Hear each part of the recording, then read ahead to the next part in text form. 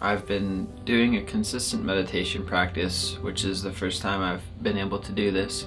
Before, I was kind of hard on myself, and so every time when I would have a thought or when I would have something come up that would interrupt the focus on the breath, I would sort of judge myself, I guess. So I would judge myself, and so the meditation always led to me feeling kind of beat up or down, because obviously I was not very compassionate in my practice, and I've learned how to sort of let the thoughts just pass by, and even if the thoughts kind of stay, that's okay. Just noticing them is okay.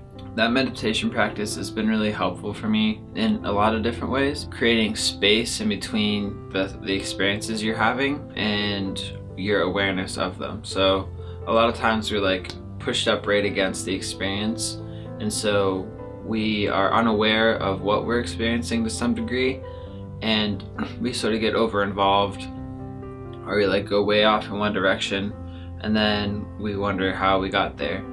And so the meditation practice that sort of I've been doing has been helping me with understanding where I am at any given moment.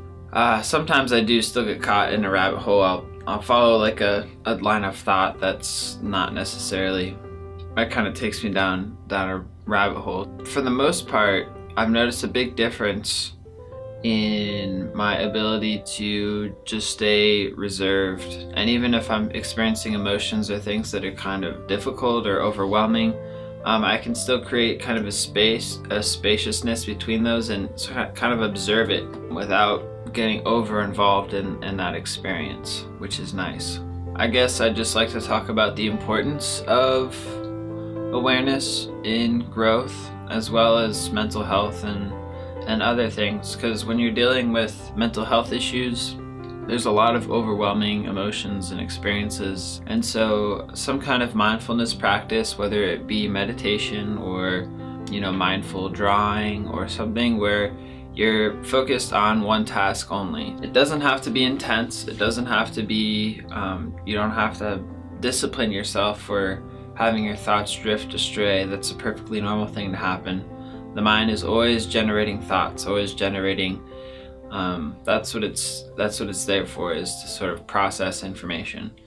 But what we're trying to do is deprogram the train of thought. So if a train's going this way, it's like, okay, let's go back. Deprogramming or creating space for your experience, so you're not just going on the same train all the time. So you can sort of choose, or at least notice when you're in a specific train, so you can make more conscious decisions rather than just making them subconsciously. So that'll give you kind of a space to be with yourself rather than with your thoughts, and those are different things.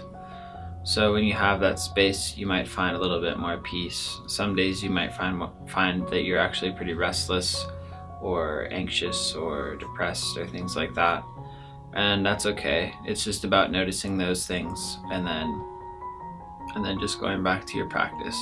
That can be a huge tool for anybody who wants to use that. It's been really beneficial for me. If you enjoyed this video, or you liked anything that I was talking about, or you'd like to be notified when I make any future videos, then consider subscribing, maybe liking and commenting on the video. I always appreciate feedback. It's how I get better. I appreciate you guys watching, and tune in for my next videos. Thanks.